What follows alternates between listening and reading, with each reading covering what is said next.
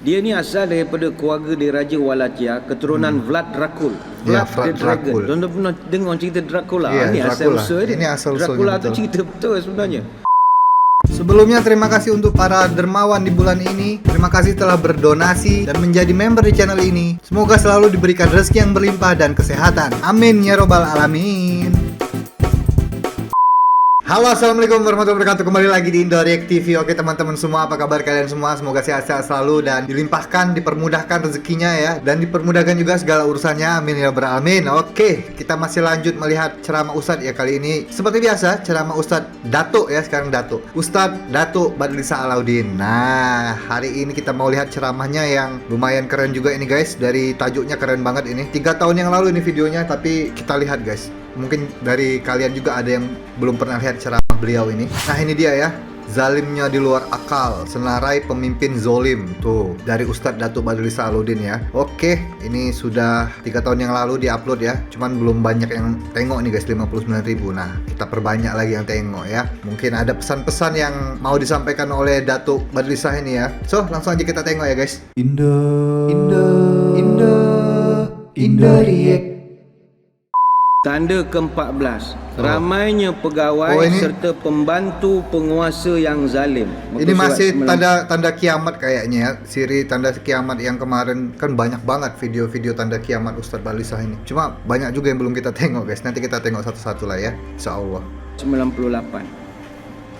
Hadis daripada Abu Umamah radhiyallahu anhu. Abu Umamah. Hadisnya, yakunu fi hadhil ummati fi akhir zaman rijalun aw qala yakhruju rijalun min hadhil ummati fi akhir zamani ma'ahum asyatun ka'annaha aznabul baqari yaghduna fi sakhatillah wa yaruhuna fi ghadabihi. Akan datang pada umat ini akhir zaman mereka yang mana mereka membawa rotan sebatan bagaikan ekor lembu. Rotan mereka sebatan. pergi di pagi hari dengan kemurkaan Allah dan pulang pada petang hari dengan kemarahannya. Hadis dalam Musnad Imam Ahmad. Oke. Hadis riwayat At-Tabrani dalam Al-Kabir, sayakunu fi akhir zamani syurtatun yaghduna fi ghadabillah wa yaruhuna fi syakhatillah fa iyyaka an takuna min bitanatihim. Akan ada di akhir zaman para penegak undang-undang yang pergi dengan kemurkaan Allah dan kembali dengan kemurkaan Allah. Maka hati-hatilah engkau agar tidak menjadi kelompok mereka. Pergi Itu dengan munculnya kemurkaan golongan Allah, yang menganiaya dan menyeksa manusia tanpa alasan yang kokoh. Hadis daripada Abu Hurairah, sinfani min ahli nar lam arahuma qaumun ma'ahum siyatun ka'aznabil baqar yadribuna bihan nasa. Ada 2 kelompok dari penghuni neraka yang belum pernah aku lihat, iaitu satu kaum yang membawa cemeti seperti ekor lembu, dengannya mereka merotan manusia. Hadis sahih Muslim bab jahannam a'adzanallahu minha. Kata Imam An-Nawawi, hadis ini adalah di antara mukjizat Nabi. Sesungguhnya telah terbukti apa yang dikhabarkan oleh beliau. Adapun orang-orang yang membawa cambuk adalah pengawal-pengawal pemimpin-pemimpin yang zalim. Iya. Sudah banyak sekarang yang juga dibincangkan di dalam hadis ini itu dah berlaku dulu, sedang berlaku sekarang dan berlaku akan datang. Tapi apa yang peringkat awal ni dah pun berlaku dulu-dulu. Iya, kayak zaman Kita memang Firaun kena dulu kan. akui bahawa begitu ramainya Dah terjadi. pemimpin-pemimpin yang zalim dan sekeliling mereka ada orang yang menjaga mereka. Iya. Pengawal-pengawal mereka yang garang-garang, gangster-gangster apa itu biasa, mana-mana pun ada. Betul. Kalau di negara Arab, kalau tuan-tuan duduk di tanah Arab, itu cakap kena jaga-jaga. Even the walls have ears. Dinding pun ada telinga. Kita borok kedai kopi sampai. Ya. Tak tahu dia punya. Kalau di Mesir, dia ada Mabahith Amni Ad-Dawla Al-Ulia, State Security Investigation Services, SSI. Macam kita special branch lah, intelligent, military ke apa ke. Okey. Tapi dia punya perisik ada 100,000 orang. Uish. Zaman Husni Mubarak tu, saya merasa duduk zaman Husni Mubarak, perisik dia begitu ramai. Duduk dalam mana-mana van, ada ya. naik bas, naik kereta api, cakap je hal politik ke, ngutuk-ngutuk Husni Mubarak sikit. Minggu depan tak ada dah orang tu. Hilang ya. Terus dia ambil simpan bawah tanah lah. Dia orang laju betul. Laju betul. Macam kita masjid negeri pun ada special branch, majlis kita ada special branch. Saya kenal 2-3 orang, tam dia buat duduk orang mengaji, orang mencatik duduk. Kat bus stand tu ada duduk, dia menengok. Tapi tidak seganas yang diharap. Yang diharap, kalau imam besar begini minggu depan hilang lah imam besar ni, tak ada dah. Dia orang punya laporan tu mahal. Tapi 2011 lepas berlaku pergolakan, dia ganti dengan Al-Amnul Watani, Homeland Security. Taklah keras sangat. Dekat Iraq zaman-zaman zaman Saddam Hussein dulu, jihaz mukhabaratil amma pun ada juga, intelijen dia di mana-mana. Setiap jabatan kerajaan ada satu intelijen. Kerja dengar kerajaan dia apa bercakap, ngata kerajaan ke tidak. Sampai begitu dia letak betul orang dia. Sampai hilang kita ya. pun ada, masjid negeri pun ada, tak tahulah siapa orang banyak ni. lah. Letak betul nak dengar apa. Kalau di Indonesia, di Malaysia pasti ada ya guys ya intelijen, cuman ya mungkin nggak banyak ya. Tapi hati-hati aja kalau ngomong-ngomong politik ya. Cakap-cakap politik bisa hilang guys. Hilang nggak tahu jejaknya kemana ya. Apa kita punya kerja percakapan kita punya tu. Dekat Syria zaman-zaman Hafiz Asad dulu, Idaratul Amn Al-Siyasi pun sama. Dengar semua cakap orang. Di Jordan, Dairatul Mukhabaratil Ammah, special branch juga. Begitu banyak sekali. Orang ni memang ganas-ganas lah. Ganas. Terus tangkap lah. Dia kira tak ada soal, tak ada dakwa, tak ada apa. Tangkap tu. Timbul persoalan, siapakah yang dikatakan pemimpin yang zalim? Hadis Ibnu Abbas, yakunu alaikum umara'uhum syarrun minal majusi.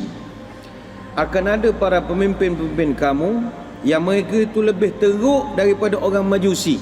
Hadis Tabrani dalam As-Saghir dan Kitab Al-Awsat, dan perawinya sahih.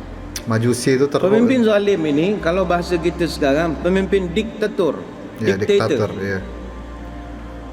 Selalu diktator ini kita kaitkan dengan pemerintahan kuku besi, iron fist. Itu selalu dikaitkan. Yang mana dalam sesebuah negara, pemimpin diktator ini rakyatnya dikongkong. Gerak-gerinya diperhatikan. Kalau melawan dihukum mati. Minimum penjara seumur hidup. Siapa contoh-contoh pemimpin zalim dan diktator dalam dunia? Majalah Times dia pernah senaraikan 15 pemimpin diktator paling jahat di dunia. Pemimpin Malaysia tak ada dalam senaraian itu, tak ada. Alhamdulillah 15 orang ni tidak ada. 15 orang. Ada yang saya boleh cerita, ada yang sensitif. Kalau tak ada kamera saya cerita. Banyak kamera menyampuh tu, ceramah banyak kamera. Marah pula PKZ ni kan. Ada juga yang faktanya kita ragui sebab dia tu terlampau lama sangat memimpin negara. Ada juga. Dia di Indonesia juga ada memimpin negara tu, ada yang terlampau lama, ada yang terlampau sekejap. Jadi tak adil kalau diberikan terus hukuman dia tu pemimpin yang zalim. Macam contoh Hun Sen, Cambodia. Itu 13 tahun. 13 tahun munasabahnya. Cuma kalau 13 Pakalita musisi 13 tahun itu masih ini guys, masih apa namanya? Masih kurang panjang gitu. Ada lagi yang lebih panjang, di Indonesia juga ada guys. Cuman ya itu karena ini di YouTube jadi kita nggak usah diomongin ya guys. Moses Sili ni dekat Lesotho 13 tahun. Hugo Chavez Venezuela 12 tahun. Ni majalah Time punya senarai. Frank Bainimarama Fiji 11 tahun. Paul Kagame Rwanda 11 tahun. Abu Daleh Wade di Senegal 11 tahun. Mwai Kabika di Kenya 9 tahun. Ilham Aliyev Azerbaijan 8 tahun. Raul Castro di Cuba 5 tahun. Raul Castro masuk diktator ya. Padahal dia banyak juga kebijakan dia tuh yang bagus. Raul Castro tuh. Gurbanguly Berdi Mohamedov Turkmenistan 5 tahun. Muhammad Ul Abdul Aziz Mauritania 2 tahun. Jadi ada yang boleh pakai, ada tak boleh pakai sebab majalah Time pun dia pun ada juga gerak saraf, peran saraf dia. Dia tidaklah senaraikan pemimpin barat itu sebagai diktator. Cuma secara umum kalau berdasarkan rekod sejarah, pemimpin-pemimpin zalim yang paling terkenal dalam sejarah, pertama sekali Attila the Hun. Itu nombor satu paling terkenal sekali. Attila ni bahasa Turki panggil Attila. Dia pemimpin Empire Hunik.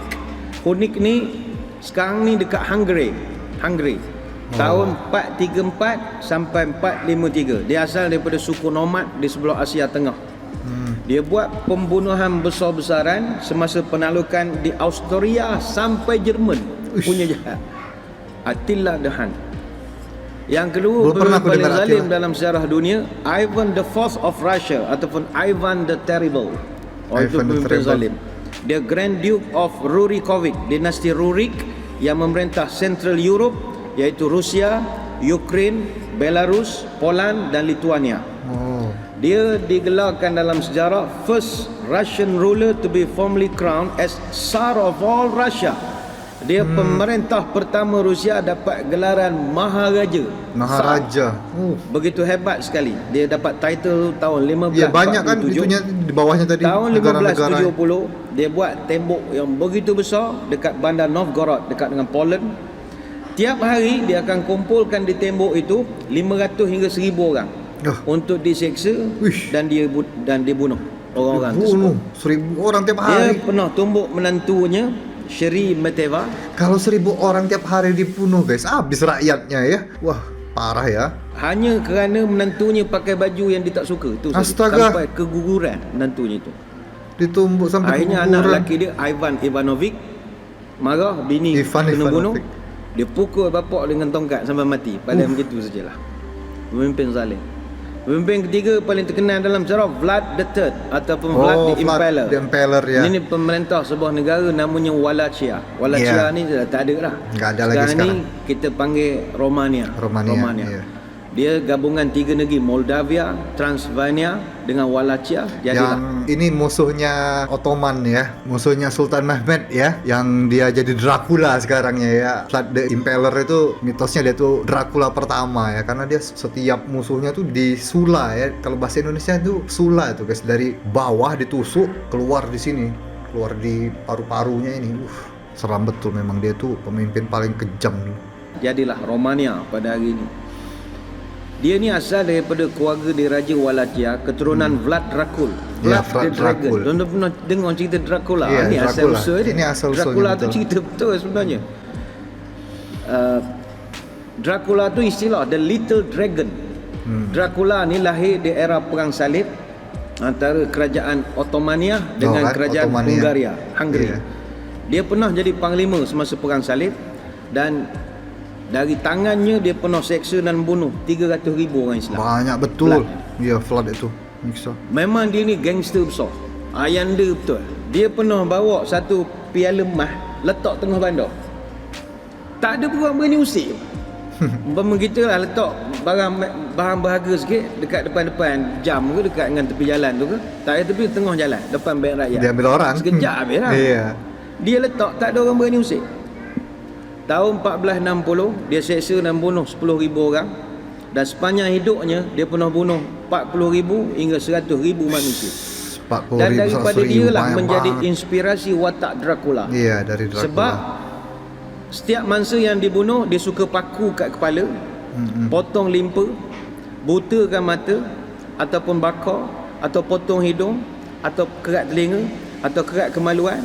Dia siapkan kulit, letakkan mangsa dalam sangkar binatang ataupun rebus hidup-hidup. Itu cara seksaan dia. Begitu jahat sekali. Kalau ni cerita sejarah Dracula sikit, sebab dia ada kaitan dengan kita orang Islam. Iya. Nama dia ada orang panggil Vlad the Impaler.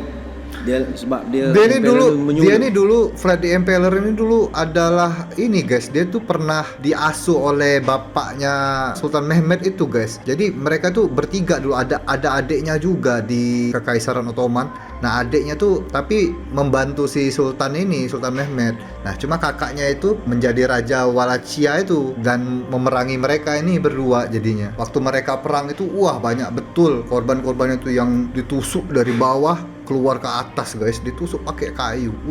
Seram betul itu. Dia pernah Menyula, iya, sula. 30,000 orang. Nah itu. Ada orang panggil Vlad the Daddy's Boy. Dia pernah jemput bangsawan Romania untuk datang makan malam dekat istana. Kemudian dia tangkap apa nama bangsawan ni, paksa pula jadi hamba. Dia memang pelik sikit perangai ni.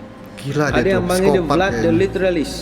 Dia pernah paku kepala wakil daripada kerajaan Turki Utsmani. Nah itu. Sebab kerajaan Turki tu wakil dia, duta dia tak nak buka serban. Iya, tak nak buka sorban. Dia Betul, paku betul. kepala, punya Pakunya. jahat. Ada yang panggil dia Vlad the Utopian. Dia pernah jemput Semua orang miskin, orang OKU datang ke istana, datang untuk diberikan jamuan dekat istana dia. Dia bagi makanan mewah, bagi minum wine yang mahal-mahal. Kemudian dia bakar dewan dia. Alasan dia tak nak ada orang bermasalah di dalam negeri dia. Mana kan susah gelandangan bakar ya. Bagus juga idea begitu. Zaman dia bakar ya. Orang-orang miskin bakar. Tak payah benih-benih nak merayu-rayu untuk bersamamu bakar. Zaman dia begitu. Zalim itu nama orang zalim. Ya, zalim. Tapi kalau tuan-tuan pun memang bagus bakar, zalim juga. Lebih Dracula juga. Dia juga dipanggil Vlad the Renaissance Man and Dietary Innovator. Sebab selain daripada hobinya seksa dan menyula orang, dia juga hobi dia suka kupas kulit orang hidup-hidup. Iya. Itu memang hobi dia. Tapi kulit. ni sedap. Ni kaitan dengan kita orang Islam kena bangga. Dia mati, dia dibunuh dan dipenggal kepalanya oleh siapa? Sultan Muhammad II. Sultan Muhammad. Atau kita orang sini lebih kenal Sultan Muhammad Al-Fatih. Ya, Al-Fatih. Mehmed the Conqueror pada 10 Januari 1477 di Snagov. Snagov ni 40 km ke arah Bukares di Romania. Kenapa Sultan Muhammad Al-Fatih? Siapa Muhammad Al-Fatih? Tuan-tuan tahu pembuka Konstantinopel, Istanbul. Kenapa dia pergi sampai ke Bukares, Romania untuk nak cari Dracula? Gangster sangat. Dia tak bertemu buku dengan ruah. Ni datang dia punya lawan dia. Kepalanya dibawa ke Istanbul, badannya tanam di Romania. Ada sampai sekarang. Sultan Muhammad Al-Fatih itulah pergi kerat kepala. Awak samsir saya, habis kau datang. Habis kalah dia, kerat kepala. Badannya tanam Romania, kepala bawa balik ke Istanbul. Tapi waktu perangnya juga lumayan cukup lama guys. Perangnya Sultan Muhammad Al-Fatih itu dengan Vlad the Impaler itu lumayan lama juga perangnya itu. Karena kuat juga ini Vlad ini. Gila dia tuh guys, psikopat.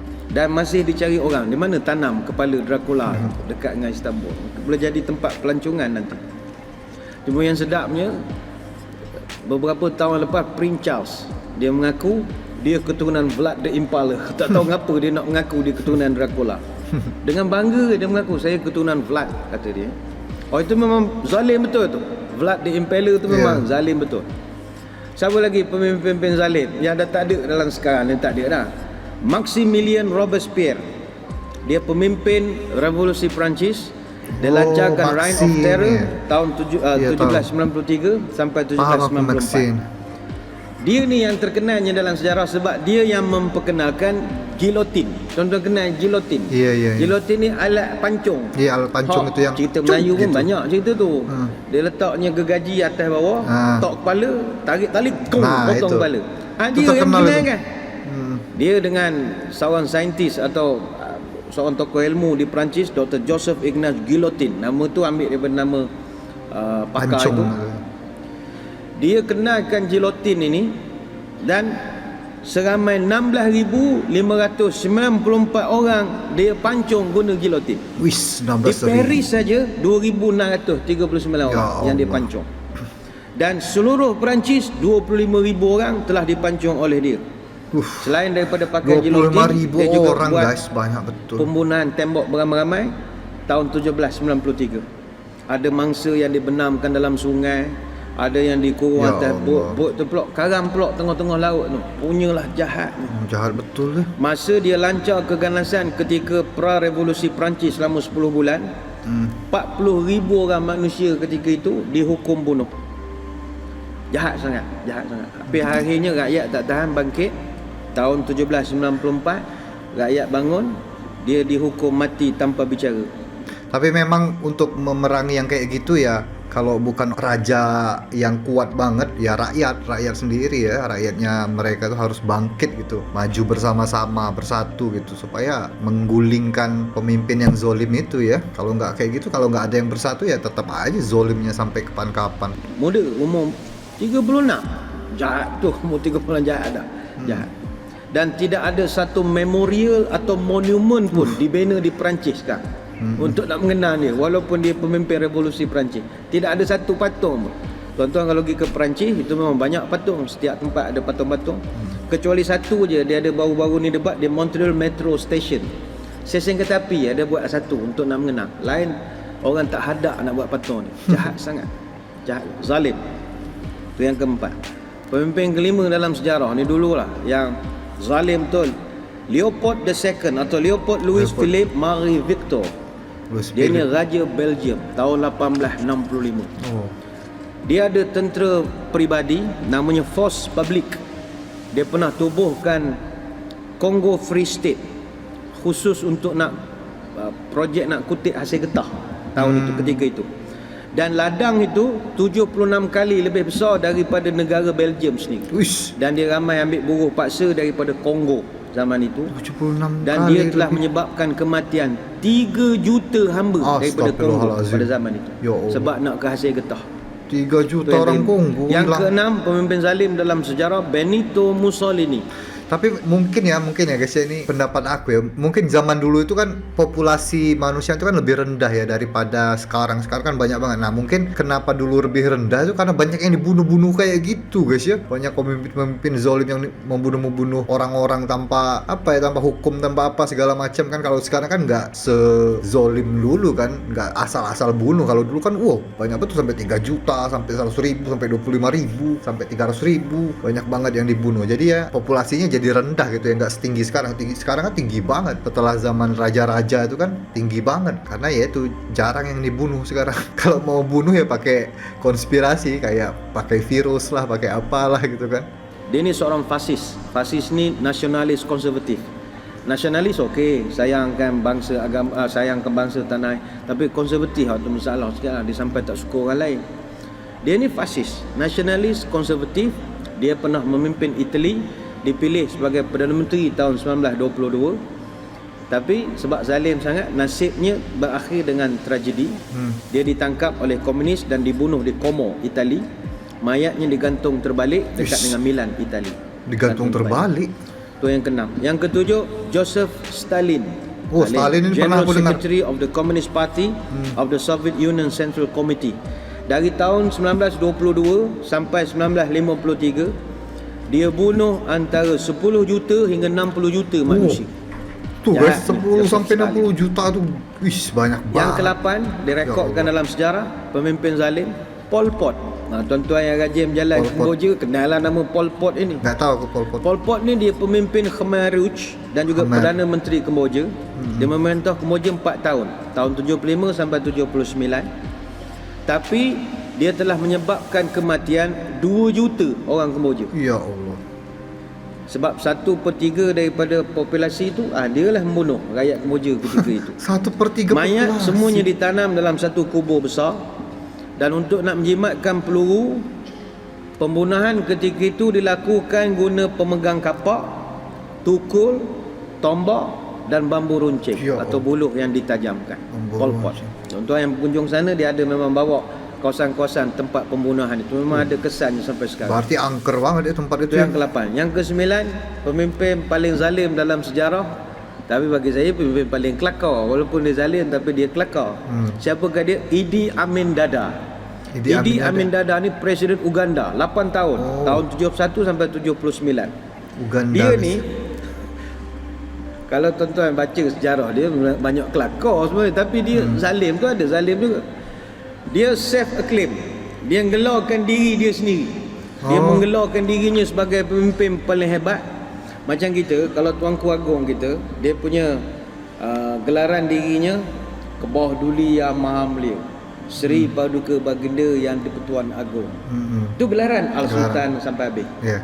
Tapi Idi Amin Dada, dia punya gelaran dia, kalau majlis rasmi MC penerangan memang pening nak menyebut nama dia, panjang betul.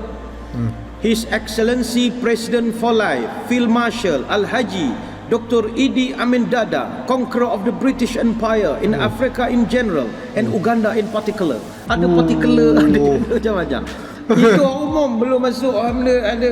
La ilallah, panjang tu. Idi Amin Dada, Field Marshal Al-Haji Dr. Al-Haji, Haji juga conqueror of the British Empire in Africa in Uganda in general and Uganda in particular.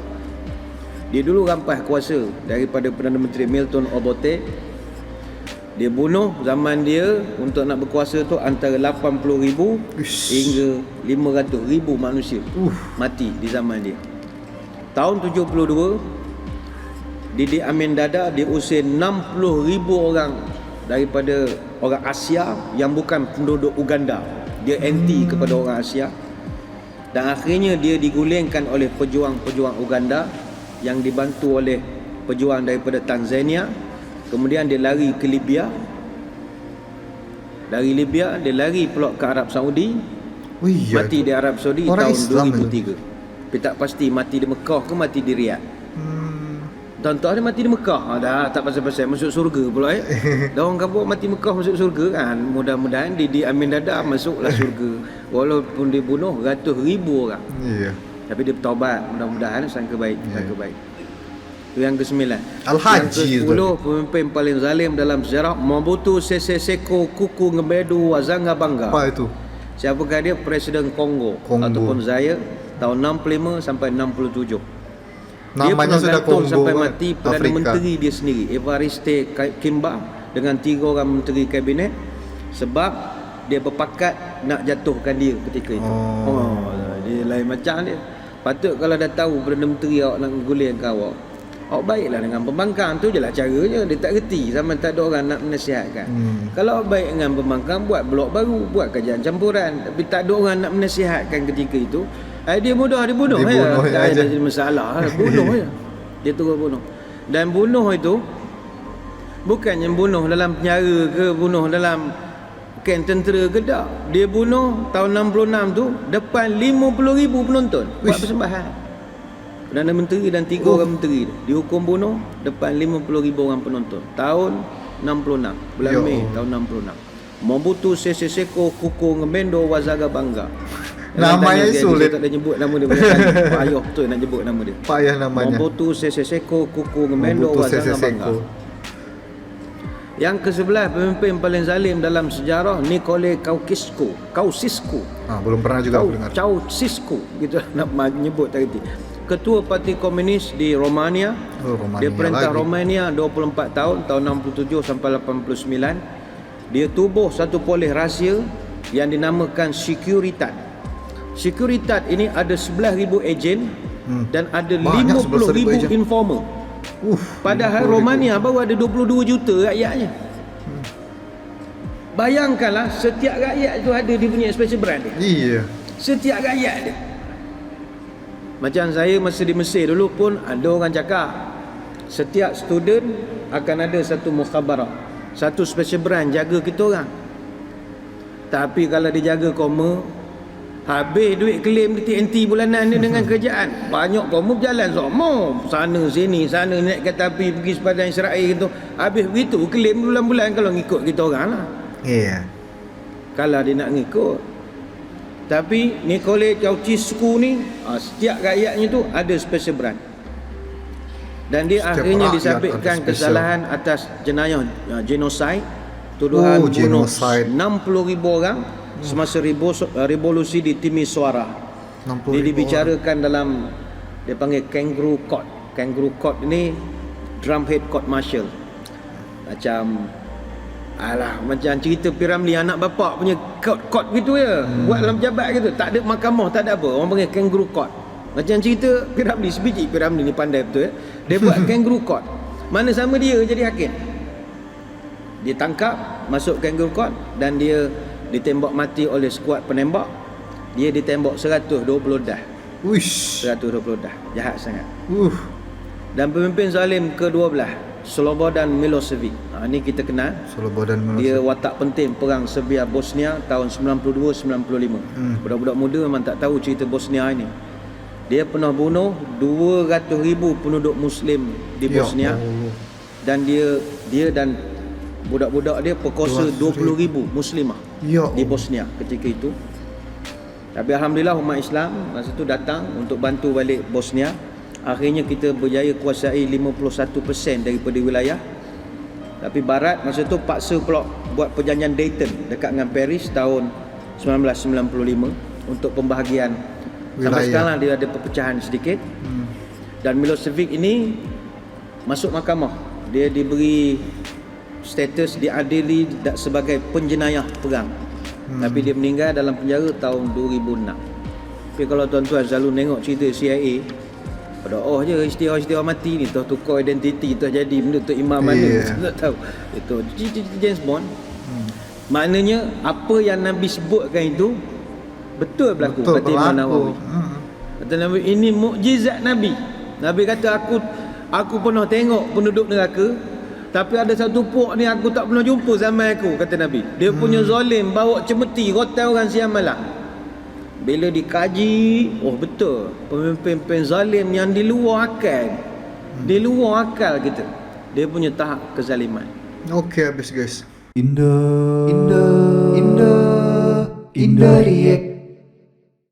Ya, itu dia tadi ya ceramah Ustadz Datuk Badrisa Alauddin yang tentang pemimpin-pemimpin zolim di dunia ini, banyak banget tadi ya. Salah satunya Dracula tadi, Vlad the Impaler tadi. Wah, itu terkenal banget itu ceritanya itu ya, waktu zaman Ottoman, zamannya Sultan Mehmed Al-Fatih ya. Wah, itu memang mengerikan itu perang mereka itu. Dan banyak juga ternyata, banyak lagi senara yang baru aku tahu tadi guys, pemimpin-pemimpin zolim. Ada yang sampai bunuh 3 juta orang, ada yang bunuh ratusan ribu, puluhan ribu. Wah, untunglah zaman sekarang tuh sudah sedikit ya yang kayak gitu ya, pemimpin zolim tuh. Mungkin ada pemimpin zolim di zaman sekarang, cuman nggak sampai bunuh-bunuh kayak gitu ya, bunuh-bunuh terang-terangan kayak gitu. Mungkin ada juga yang sampai bunuh-bunuh kayak gitu, cuma nggak terang-terangan gitu. Kalau dulu kan terang-terangan itu membunuh gini-gini pakai senjata segala macam. Kalau sekarang kan mungkin lebih halus pembunuhannya, atau diculik, atau pakai biologi, apa pakai virus, pakai apalah ya. Banyak konspirasinya sekarang. Nggak terang-terangan sekarang membunuh ya, tapi pasti ada pemimpin-pemimpin zolim yang kayak gitu ya, kayak zaman dulu tuh ya. Ya mungkin itu juga ya, karena zaman dulu itu nggak terlalu besar populasinya ya, karena banyak dibunuh-bunuh kayak gitu ya. Beda dengan zaman sekarang ya. Ya, mantap juga ceramah Ustadz Datuk Badrisa yang satu ini. Nanti kita tengok lagi ceramah beliau. Jadi stay tune terus di Indo React TV. Dan terima kasih juga untuk teman-teman sudah menjadi member VIP channel ini. Dan akhir kata, assalamualaikum warahmatullahi wabarakatuh. Bye-bye. Sayonara, sampai berjumpa lagi.